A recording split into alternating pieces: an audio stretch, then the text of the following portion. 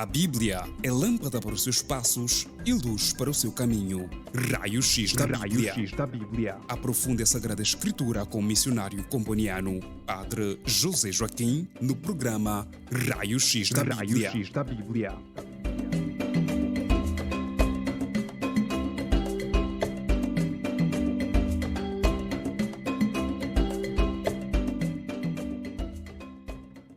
Estimados ouvintes, sejam bem-vindos a mais um programa de estudo bíblico, o Raio-X da Bíblia.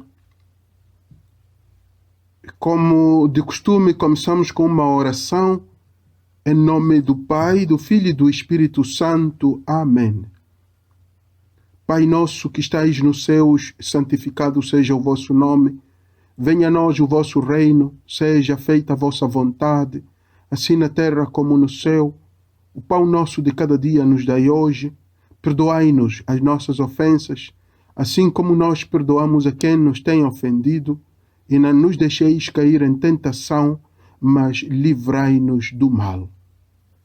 Em nome do Pai, do Filho e do Espírito Santo. Amém. O nosso tema hoje é o novo nome de Jesus, Apocalipse 3, 12 e 19, 13, implicações na vida cristã. Dizem os textos do Apocalipse. Se tomamos o primeiro do capítulo 3, tomamos do versículo 10, diz o seguinte: ao anjo da igreja de Filadélfia escreve, versículo 10, porque guardaste a palavra da minha paciência, também eu te guardarei da hora da provação que está para sobrevir ao mundo inteiro, para provar os habitantes da terra. Versículo 11, venho em breve, conserva o que tens, para que ninguém tome a tua coroa. Versículo 12, farei do vencedor uma coluna no templo do meu Deus, de onde jamais sairá, e escreverei sobre ele o nome de Deus e o nome da cidade do meu Deus, a nova Jerusalém que desce dos céus, enviada por meu Deus, assim como o meu nome novo. Versículo 13, quem tiver ouvidos ouça o que o Espírito diz às igrejas. Então aí temos o versículo 12 que fala do nome, é Jesus que fala, diz o meu nome novo. E se vamos ao capítulo 19, versículo 11, podemos começar com o versículo 11 e até 13, diz o seguinte: vi ainda o céu aberto, eis que aparece um cavalo branco. Seu cavaleiro chama-se Fiel e Verdadeiro, e é com justiça que ele julga e guerreia. Tem olhos flamejantes, há em sua cabeça muitos diademas, e traz escrito um nome que ninguém conhece, senão ele. Versículo 13, está vestido com um manto tinto de sangue, e o seu nome é Verbo de Deus.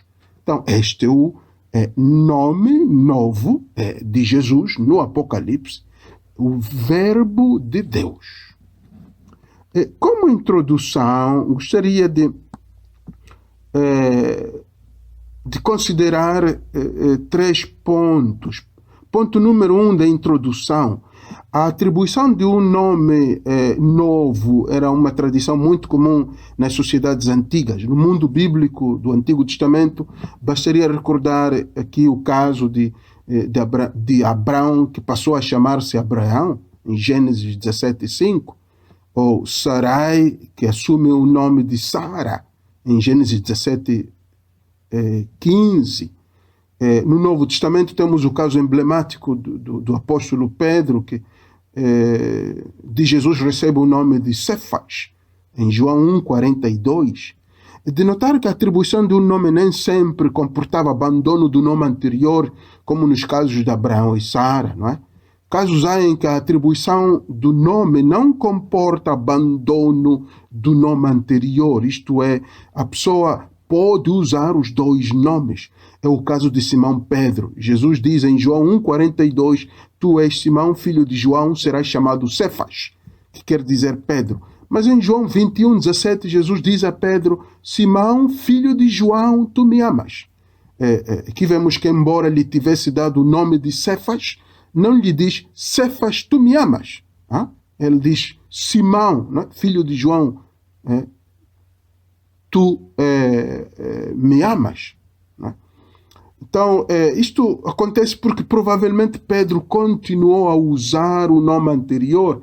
Assim sendo, né, neste último caso, a atribuição do nome visava simplesmente acrescentar um elemento novo na identidade da pessoa, sem suprimir completamente a identidade anterior. Este é o primeiro ponto que gostaria de considerar. O segundo ponto nesta introdução: no mundo antigo, os deuses tinham nomes pelos quais eram conhecidos e invocados. Para os hebreus, por exemplo, em Êxodo 3, quando Deus chama Moisés para tirar o seu povo do Egito para a terra prometida, ele revela-lhe o seu nome, Yahweh, quer dizer, eu sou aquele que sou. Êxodo 3,14. Depois da revelação do nome Yahweh, o povo de Israel continuou a atribuir vários outros nomes ao seu Deus segundo as várias circunstâncias da sua vida. Podemos mencionar alguns nomes de Deus no Antigo Testamento: Elohim, que quer dizer Deus, ou El Shaddai, que quer dizer Deus rocha, El Olam, o Deus eterno, El Elyon, Deus altíssimo, Eroi, Deus que vê, Adonai, etc.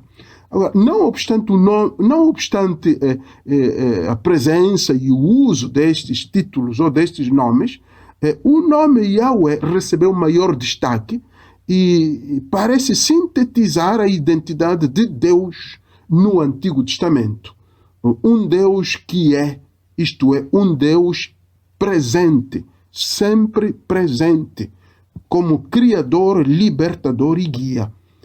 Pois bem, o nosso argumento neste estudo é nesta mesma linha, que no Apocalipse Jesus recebe um novo nome como um elemento que sintetiza todos os outros nomes que lhe foram atribuídos. Por exemplo, Salvador, Jesus Senhor, Jesus Cristo, Jesus Rei, etc. Então, o meu argumento nesse estudo bíblico é que o nome novo que Jesus recebe no Apocalipse, ou que é revelado no Apocalipse, o Verbo de Deus, sintetiza todos os outros nomes.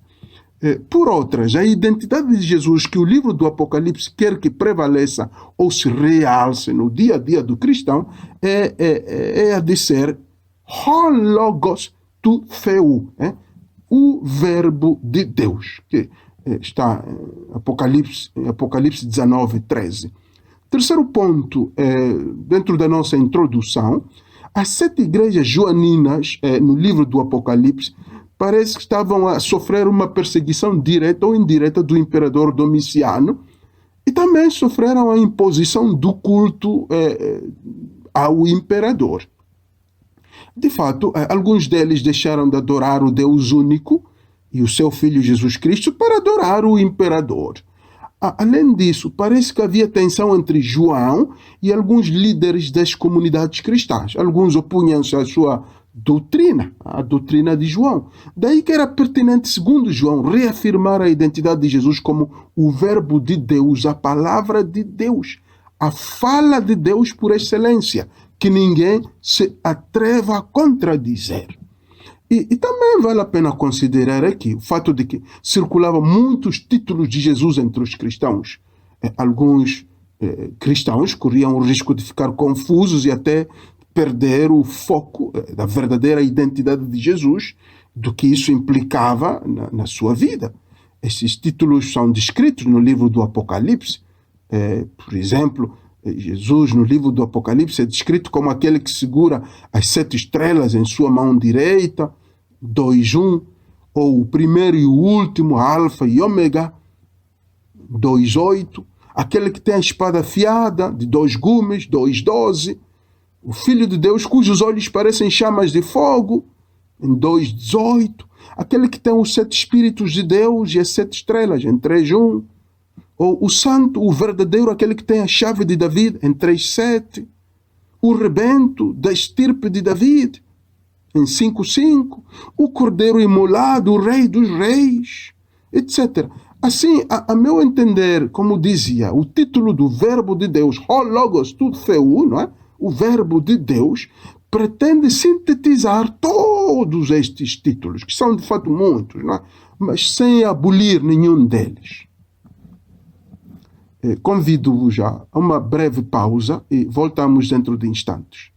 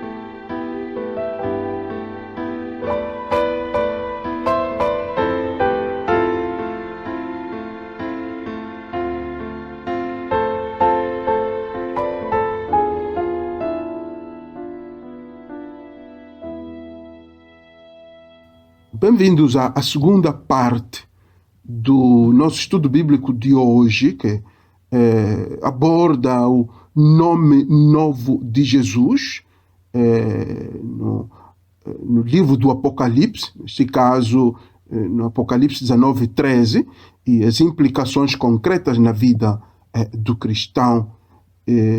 Na primeira parte fizemos uma introdução geral. E agora, nesta segunda parte, vamos fazer um pequeno estudo linguístico deste nome de Jesus, que ele recebe no livro do Apocalipse, e as implicações concretas, não é, na vida do cristão. Primeiro, a palavra ho, em grego. Então, a expressão completa é ho logos tu theou. Então, ho é o artigo, quer dizer, o é o artigo definido, o é artigo definido masculino. Neste caso, é usado para vincar o fato de que Jesus é a palavra, o verbo, a verdadeira. Este artigo definido designa a verdadeira fala de Deus. Jesus é a palavra. No meio de muitas palavras, no meio de muitos discursos, mensagens que circulavam nas cidades do Império Romano, Jesus é a fala, definido. A fala de Deus, é a autêntica fala de Deus. Então, é esse o significado desse artigo. Ho, em grego, ho, é aspirado como H-O. Ho, quer dizer o. Neste caso, é o verbo, a fala. A autêntica, a única fala de Deus, Jesus. O segundo termo, gostaria de estudar brevemente, de examinar convosco brevemente, é o termo logos, não é? Ho logos, quer dizer, o verbo. Agora, este termo grego logos tem muitos significados, tais como palavra, verbo, fala, mensagem, discurso. realçar que, embora tenha muitos significados, não é? Logos, não é? Não quer dizer ideia nem pensamento. Não é ideia, abstrato, nem pensamento. É fala de Deus Pai. Deus fala por Ele, por Jesus, através de Jesus. Como diz a carta aos Hebreus, não é? 1 a 2, muitas vezes e de diversos modos, outrora falou Deus aos nossos pais pelos profetas. Ultimamente, nos falou por seu Filho, que constituiu o herdeiro universal. Então, ele é aqui o Logos, aqui não é uma imagem ou uma ideia de Deus ou um pensamento de Deus. Aqui é a mensagem, é o verbo, é, como dizíamos antes, já a autêntica fala de Deus. De fato, já no prólogo, não é? João dizia que Jesus era o verbo, não é? A palavra. E agora no Apocalipse ele insiste no mesmo ponto para frisar para os seus cristãos que Jesus é a palavra, que o Pai não é um Deus mudo, que Deus não é um Deus mudo, é um Deus que fala, é um Deus que fala e faz através do seu Filho, não é? Neste caso, a salvação de Deus depende da capacidade de acolher esta palavra eterna, não é? De Deus. A terceira expressão, gostaria também de considerar, a terceira expressão é tu theou, quer dizer de Deus. Em grego, na gramática grega, chama-se tu theou, esta construção de Deus, é um genitivo de origem.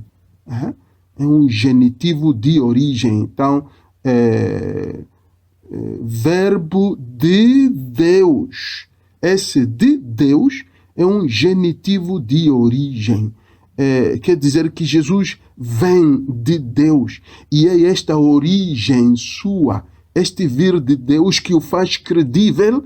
E segundo João, no Apocalipse, Jesus é até digno de adoração, porque não porque é imolado, não só porque é imolado, porque vem de Deus. Ele é digno de adoração, é digno de louvor e adoração, não é? No livro do Apocalipse. Então, não só porque é cordeiro imolado, mas é um cordeiro imolado, mas que veio de Deus. Daí esse genitivo de origem é muito importante e o faz credível, ele dizia, e segundo João, o faz digno de adoração, porque ele vem de Deus. Agora, implicações de tudo isto na vida, no dia a dia do cristão. Primeira implicação, convencer-se de que os muitos nomes ou títulos de Jesus, sem este novo nome, quer dizer, Jesus como verbo de Deus, todos os outros títulos são incompletos.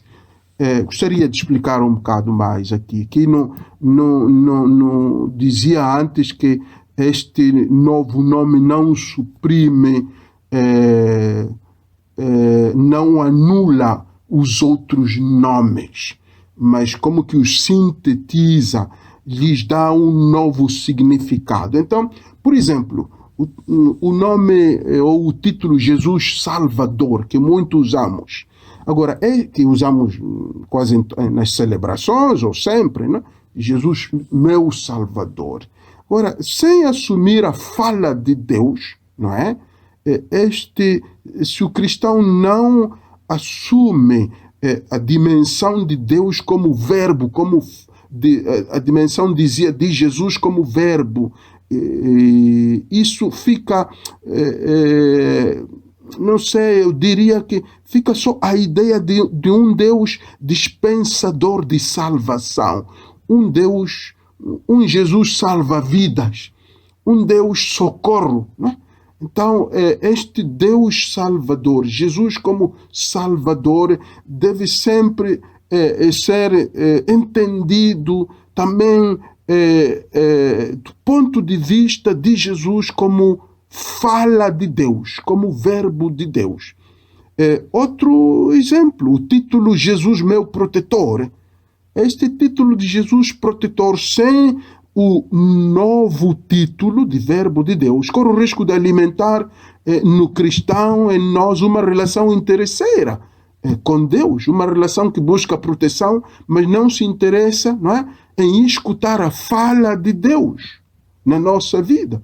Ou o título de Jesus Messias. Este título, sem um nome novo, este de verbo de Deus, pode criar falsas esperanças do Messias que traz a paz, do Messias que traz a prosperidade. Então, ou o título de Jesus Alfa e Ômega, princípio e fim de toda a existência, que é um título muito também repetido, muito usado pelos irmãos não católicos.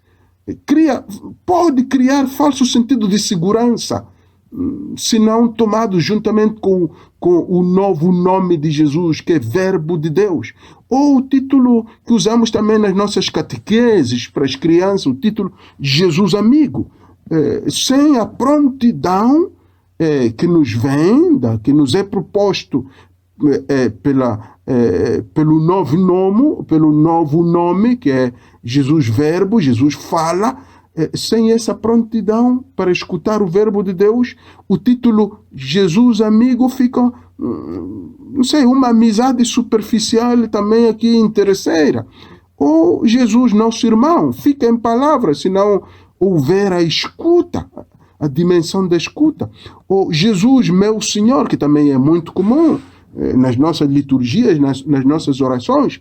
Não diz nada se não houver a escuta desse Senhor. Em síntese, este novo nome de Jesus vem acrescentar um elemento fundamental na identidade de Jesus e na atitude do cristão perante este Jesus e perante a vida. Segunda implicação. A escuta do cristão é exclusiva a Jesus. O cristão e a igreja não podem ter outros mestres, mesmo quando eles parecem eloquentes, os grandes do mundo, bons oradores, as novas culturas, as modas, os sonhos, o desenvolvimento, a prosperidade. Guarde-se o cristão, guarde-se a igreja de escutar a esses mestres, porque conduzem ao abismo. A única e autêntica voz de Deus é Jesus, como diz Mateus 17:6. Eis o meu filho muito amado, em quem pus toda a minha afeição, escutai-o, diz Deus. Esta é a segunda implicação, que a escuta deve ser exclusiva a Jesus. Não podemos escutar outros mestres. Terceira implicação, os nomes de Jesus não são mágicos, comportam um compromisso para quem os pronuncia. Aliás, o maior compromisso do cristão é escutar o verbo. Sem este compromisso, o cristão, a igreja, pode fazer muitas coisas, mas não será capaz de agradar o seu Senhor.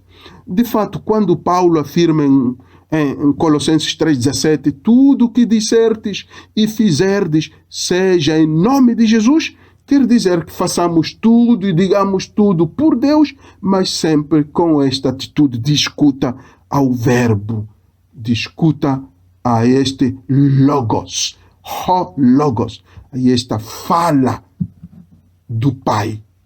Quarta implicação, não é possível alcançar a felicidade plena, ou como João usa o termo que é muito comum em João, a vida. Não é possível alcançar a vida plena, Zoé, a vida plena, sem escutar o Senhor, isto é, sem escutar a fala do Pai. O mundo, a igreja, o mundo não alcançará a felicidade plena. Os cristãos e todo mundo não alcançará a felicidade plena ou a vida plena se não escutar a fala, o verbo de Deus, que é Jesus Cristo. Quinta implicação, o verbo de Deus, a palavra de Deus, não é? Jesus, deve ser entendido. Não é? Aliás, toda fala deve ser decifrada, não é? Nem tudo fica claro. Há muitos ruídos na comunicação, não? Geralmente. Para o cristão, na sua relação com Jesus, a palavra de Deus, nem tudo fica claro. Há muita incerteza, há muita dúvida, há muito mistério neste peregrinar com Deus. É preciso aprender a decifrar a fala de Deus, isto é, a conhecer sempre mais e melhor este Logos, este verbo, esta pessoa de Jesus. Como é que ele age, como é que intervém na nossa vida e na vida do mundo. Perceber como é que Jesus reina no meio das contrariedades deste mundo. Como é que ele reina na confusão da minha vida. Como é que ele reina nas minhas frustrações, medos e incertezas. Sexta e última implicação, que a fala de Deus é sempre atual. Todos nós, e com razão, gostaríamos de voltar à nossa vida paroquial, às nossas missas, núcleos, batismos, crismas, catequese, e é justo que o desejemos, não é? Não obstante, não é? Oxalá tenhamos espaço para partilhar os nossos pontos de vista quanto à fala de Deus neste momento de pandemia. Qual é a mensagem de Deus para a sociedade e para a igreja? Para os cristãos leigos, para os consagrados, qual é a mensagem de Deus? Oxalá que depois não nos percamos no afã de retomarmos as nossas atividades, esquecendo-nos de reservar um espaço para partilhar as várias experiências de escuta do verbo que cada um de nós está a fazer durante este tempo de suspensão das atividades paroquiais e diocesanas. Se cairmos neste erro, estaremos apegados aos vários títulos de Jesus, perdendo de vista o novo nome de Jesus e as suas implicações na vida do cristão e na missão da igreja. Então, esta última implicação como dizia, tem a ver com a necessidade de, depois da pandemia, ou depois de voltarmos às nossas atividades paroquiais ou de núcleo da comunidade, a necessidade de as paróquias, as dioceses, as paróquias, as comunidades terem espaços de partilha, os conselhos paroquiais, os grupos de padres, sacerdotes, as irmãs, os consagrados, encontrar momentos para partilhar, de fato, qual é a fala de Deus, o que Deus nos falou durante aquele período de confinamento, o que Deus nos falou, qual foi a mensagem de Deus, para não cairmos, como dizia, no afã de retomarmos as atividades e esquecermos de partilhar as várias experiências de escuta do verbo, não é? Que de fato são muito importantes, porque a fala de Deus é atual, e para nós a nossa atualidade é o hoje, é o que a igreja está a viver, é o que o mundo está a viver hoje. Então, se a fala de Deus é atual, então é importantíssimo, é fundamental que encontremos espaços de partilha do que o verbo constitui para nós. A mensagem, a fala do Pai que se dirige a nós, qual é? Então, isso é importante, de fato, a meu ver, é a última implicação, é a sexta implicação, e a meu ver merece uma especial consideração. Em nome do Pai, do Filho e do Espírito Santo. Amém. Ave Maria, cheia de graça, o Senhor é convosco, bendita sois vós entre as mulheres, bendito é o fruto do vosso ventre, Jesus. Santa Maria, Mãe de Deus, rogai por nós, pecadores, agora e na hora da nossa morte. Amém. Em nome do Pai, do Filho e do Espírito Santo. Amém. Muito obrigado pela atenção dispensada. Até a próxima.